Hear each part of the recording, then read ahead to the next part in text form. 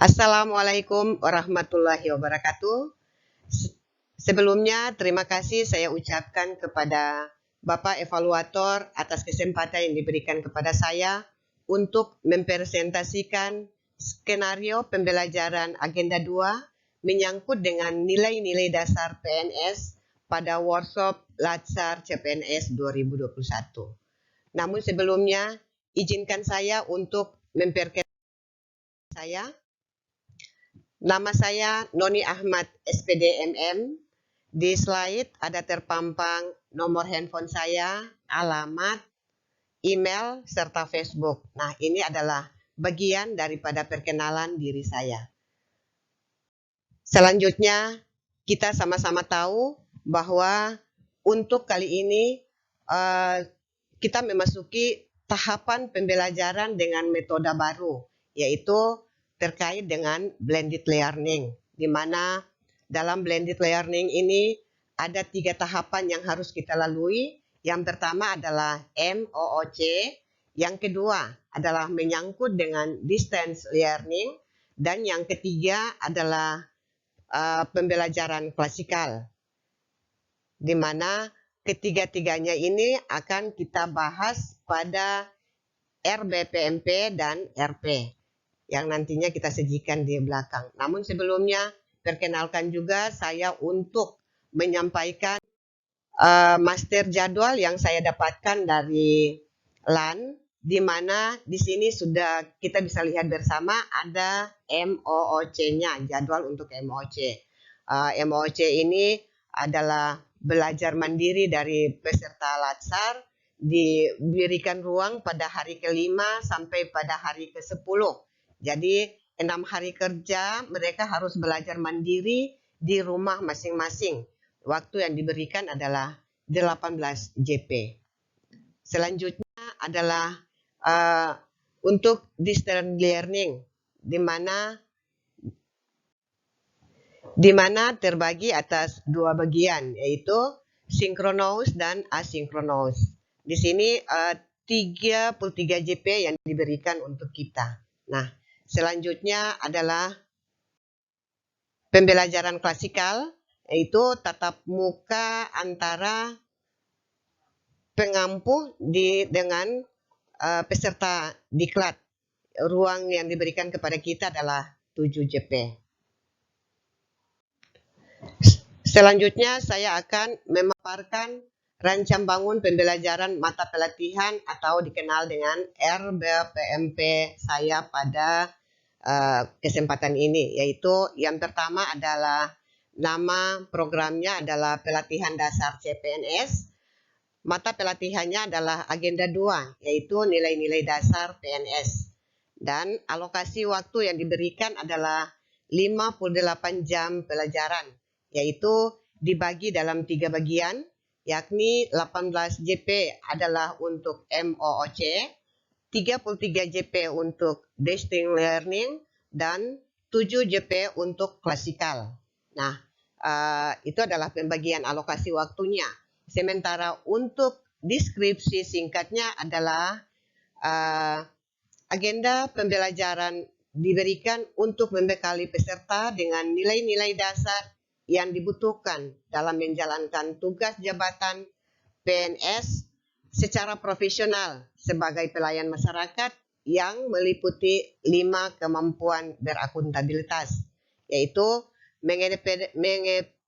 mengedepankan kepentingan nasional, menjunjung tinggi standar etika publik, berinovasi untuk meningkatkan mutu pelaksanaan tugas jabatannya, dan tidak korupsi, serta mendorong percepatan pemberantasan korupsi di lingkungan instansinya.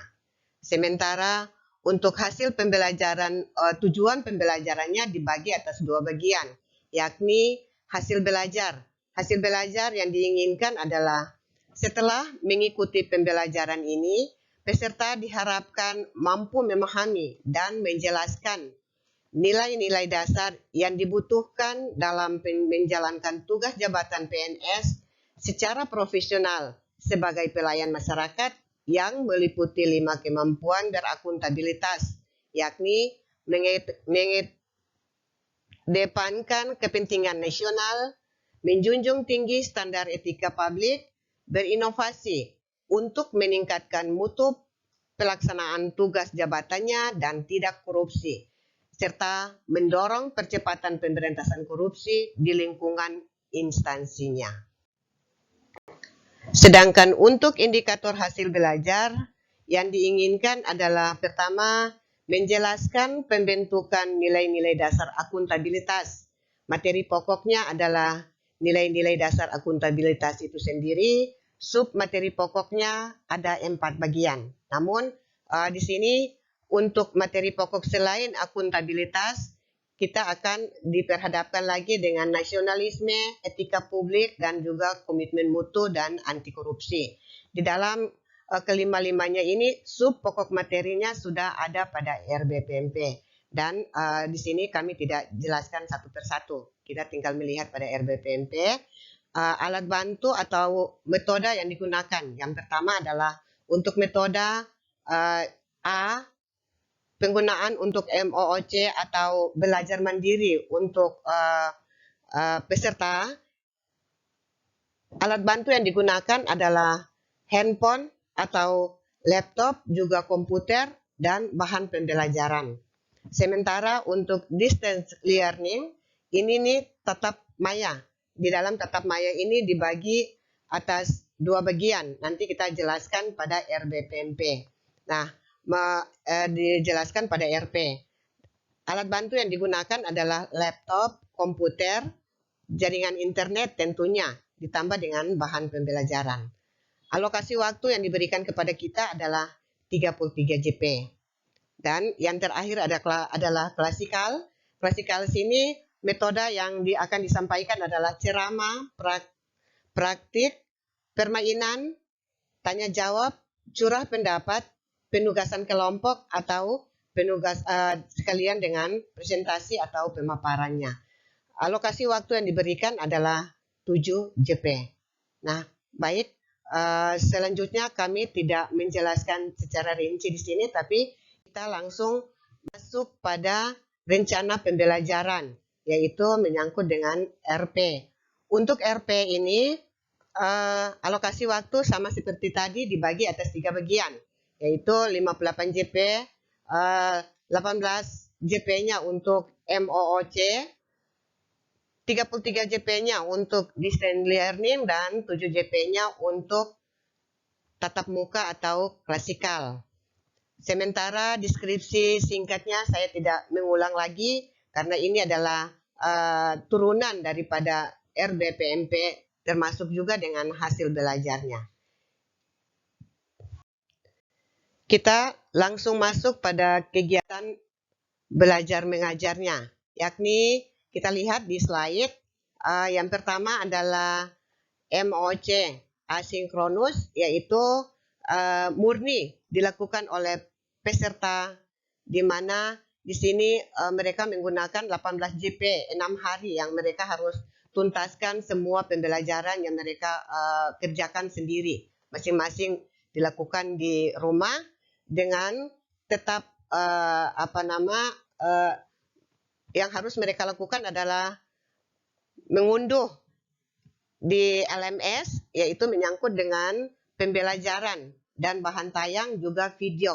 Nah, setelah mengunduh, pastinya mereka akan membaca modul yang mereka unduh tadi, termasuk juga mempelajari video yang telah mereka ambil dari LMS tadi.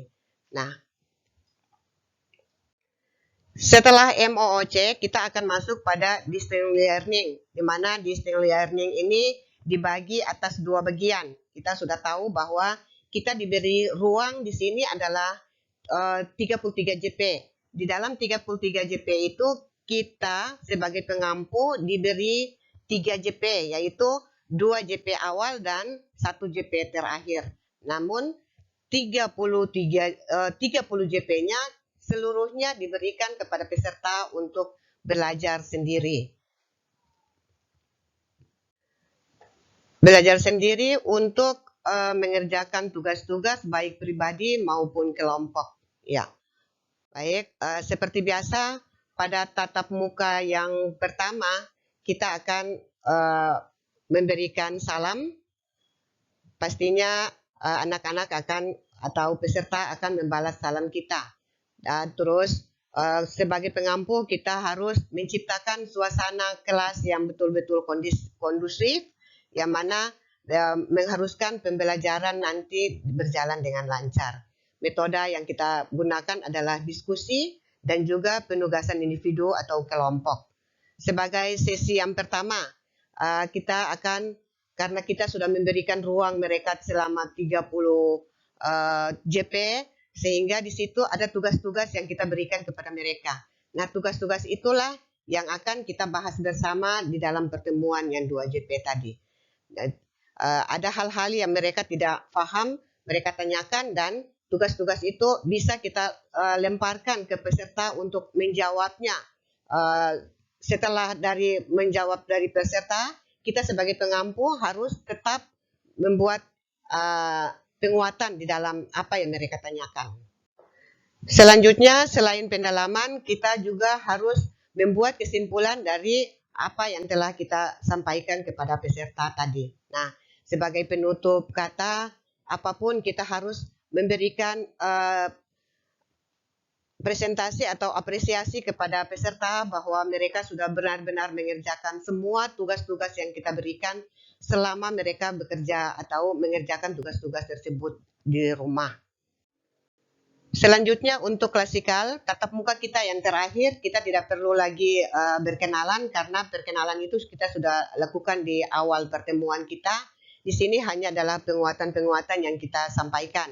Dan pada prinsipnya, kalau ada waktu berarti kita tinggal selain penguatan, kita juga masih bisa memberikan pekerjaan kelompok atau tugas kelompok yang bisa dikerjakan secara bersama-sama, lalu dipresentasikan lagi tugas-tugas tersebut.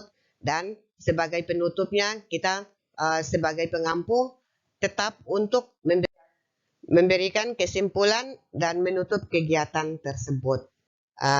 Di akhir daripada apa yang saya sampaikan ini, ada referensi yang kami masukkan, ada kurang lebih 8 referensi yang kita masukkan di sini, dan selanjutnya adalah tentunya akan membuat evaluasi dari materi yang kami sampaikan dalam bentuk hasil tanya jawab, atau menugaskan pada mereka untuk memberikan pengalaman-pengalaman sepanjang mereka belajar di rumah. Demikian apa yang kami sampaikan menyangkut dengan pembuatan RBPMP dan RP. Sekian dan terima kasih. Billahi taufiq wal hidayah. Wassalamualaikum warahmatullahi wabarakatuh.